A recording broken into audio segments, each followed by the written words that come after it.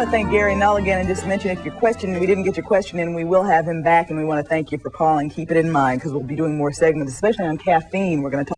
Now we're talking about the fact that it's spring, one more chance to see the miracles of nature in bloom, and even learn how to dust off the dirt and eat a dandelion. We are not kidding. This past weekend, I joined our next guest and a few urban explorers for an expedition in the middle of New York City. We were learning the nutritional benefits of a walk in Central Park, and you would be amazed at what we picked up, literally, and how it tasted and smelled. I can't believe what I did. Leading the tour and joining us again here in our studio today is wild man Steve Brill. Welcome, Steve. My hug. Gotta get my hug. Goodness, we almost bump noses, right? Welcome back. Good to have you here. It's great to be here. It's true, we had fun in the rain in Central Park. We're going to show you a little more of that in a moment. For those who don't know, Steve is kind of a legend in the New York area because he does these tours all around the parks, teaching us how to forage, how to be more close to our environment, learn to love it, huh? Absolutely. Well, here's one of the things we picked in the park, curly dock. Very easy plant to identify. It has these long, narrow leaves with very, very curly margins. It's like curly dock. You just don't want to confuse curly dock with modoc or Larry dock. And another thing you get with Steve Brill is a lot of bad puns, but it's part of the game, I think, comes along with it. The idea is to know, too, you really do have to know what you're looking for. The idea is that wild foods taken out of the wild can be better. But why, Steve? Absolutely. Well, this curly dock has more iron and vitamin A than anything you can buy. And I'm going to steam this without any water. Just put it in the pot, no steamer, and by our next segment, it should be ready. And we have some junk food here, too. I guess we'll feed that to the crew afterwards. They'll eat it. Or we'll bury it. The difference, really, and what you automatically, there are some natural, truly natural alternatives, right? Fats, artificial chemicals, artificial flavorings. I'll stay with the wild food. Stay with the wild food. Check this one out. This is burdock. We picked this one after you left. It has a root, deep white root. It has leaves that are light underneath. That's what you look for. And it smells like potatoes. Yes, it does. But I pickled this with sweet spices, some anise, coriander, and it is delicious. What do you think? It is. It's nice tasty. Pickle. Very different. It tastes like a pickle. It is a pickle. I pickled it. Now, the amazing thing and you cleaned it first. I cleaned it. I want to show you, because this is what we didn't do the first trip out. I'm going to show you some videotape, short piece from our trip in Central Park. It was very interesting. Take a look.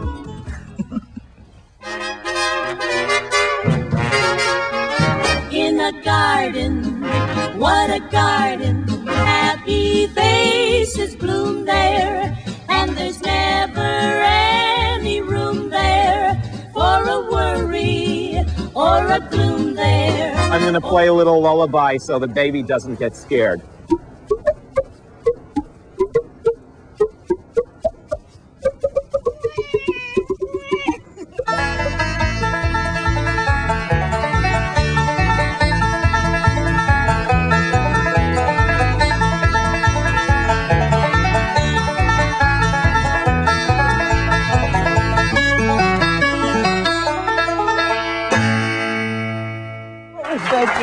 It's the sandwich. That was the leek sandwich that Steve was eating. You know, it really was not as scary as I thought it would be, Steve. Take a bite. Okay, this is my prize for taking the trip. Let me try. Wild leeks, ramps. These are used in the South. They have ramp festivals. They close the schools the next day because the kids will have horrible breath. Thanks for warning me. I have some mint to cure the bad breath. Now I have to eat both. Give us a minute during commercial break to get this breath problem cleared up. Thank you, Steve. We're going to come back to show you more of the nearest park as long as you have the right guidance. We collected a lot of stuff, and it's better for you than just right back to talk more with Steve.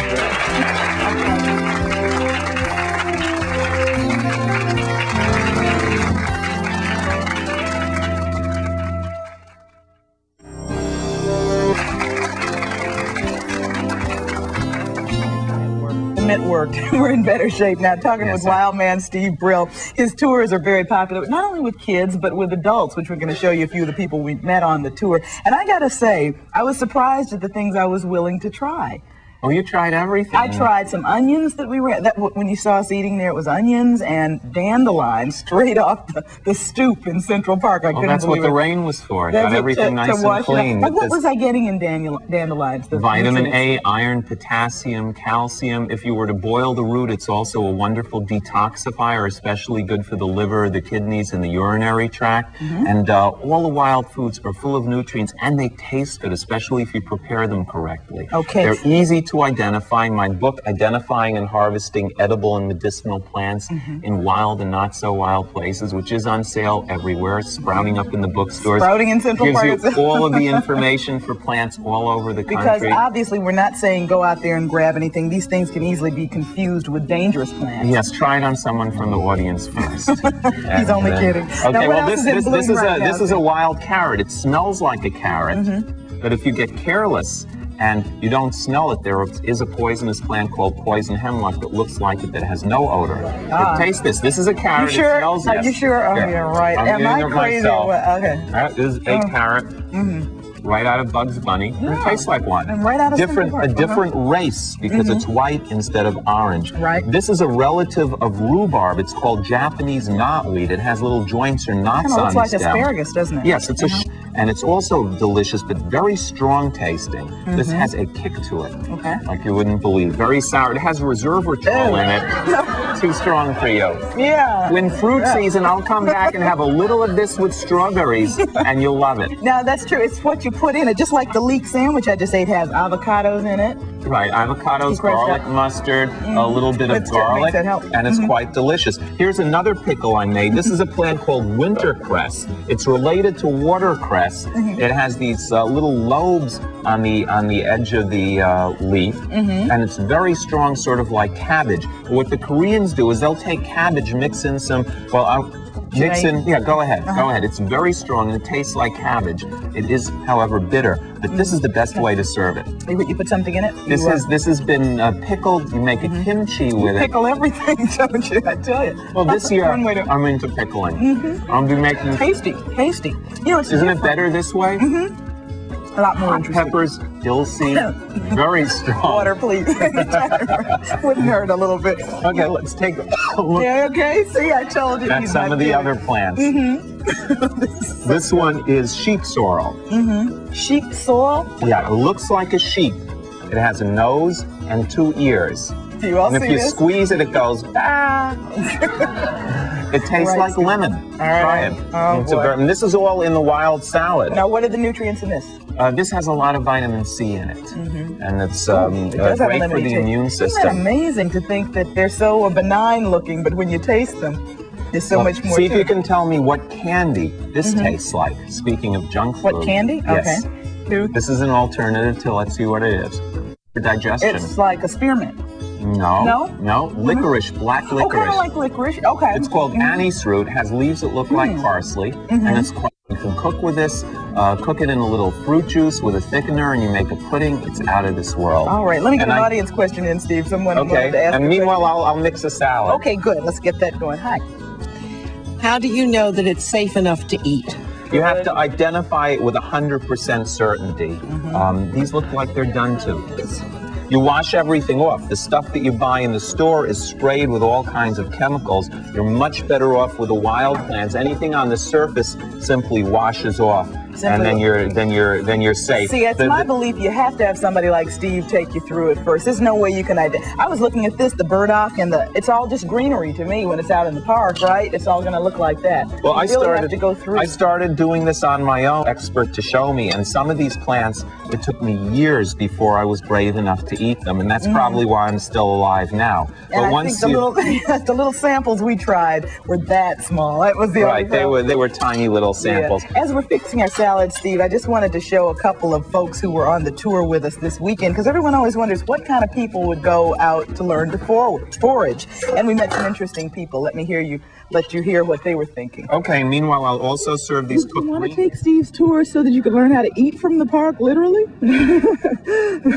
I think I wanted to feel at one with the park, that it was really like the rest of nature and other parts of the world, you know, that it was there with edible things for human beings. I came because I like to know about my environment and to learn what's actually out there. It's so magnificent that we have right here and something that we can go into and really learn and survive on if we needed to.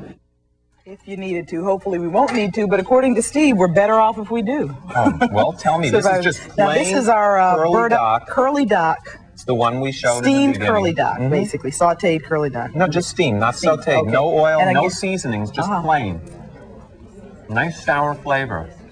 It's like not cabbage, but it's like a collard green or something. Yeah, a little more lemony. And what do you think of the salad? No, they all have lemony. I tried the salad once before. I know I like it. Oh, this is a different salad. Every walk I go on, the salad is different. The salad, it's good never too. The same thing. More nutrients in this plate than an entire health food store, and Really? quite delicious. Yeah. Something. Should we Let have me get someone? a call from South Carolina. Dean's calling in. Let's see what's on his mind. Hi, Dean.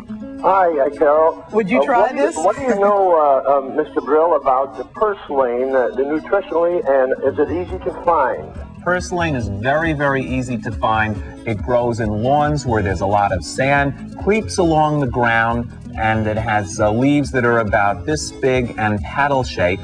You can find it in my book also. It has omega-3 fatty acids, which are wonderful for preventing heart disease, and it has a sweet sour flavor. You get that in the summer. You start finding it in June, and by the end of September, it's dead. It grows around the country, and it's a very, very wonderful plant. Also, a very good source of iron. Wow, okay, the omega-3 fatty acids and iron, it's summer only. And it's summer delicious. It's incredibly delicious. It used to be sold commercially in the 1900s, in the 1800s, and for some reason it went out of style, so now it's considered a weed. This is really good. Did we go through everything on the table, too? No, we didn't go through the Not mustard. that I'm going to eat anymore. It's lunchtime, whatever. We didn't go through the mustard greens.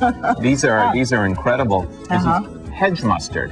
Hedge mustard. Yeah. Now, see, that looks like an ivy almost that you would see on the ground. Well, it also has the leaves with the lobes in it, sort of like the winter cress, and they are related. They're both in the mustard family.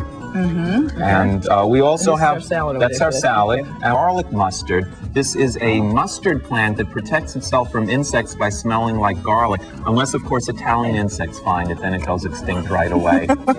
You said it, not me. The root tastes like horseradish, doesn't it? Yeah, it does. Actually, it does. Very, very strong root. It's, the thing I almost wish folks could really try with correct supervision, to know what it is that our environment has to offer. It really is amazing. Well, there's some things that are very, very easy to identify. Dandelions, mulberries, which will be falling to the ground in June from trees. Those are quite simple. Anything in the onion family that smells like onions, you can feel fairly safe about. You can feel very safe. Audience question real quick while we have a moment. Sir? Or ma'am? Yes. Could you please tell us when the best season is for picking these weeds out of the park? The best time for the greens is in the spring.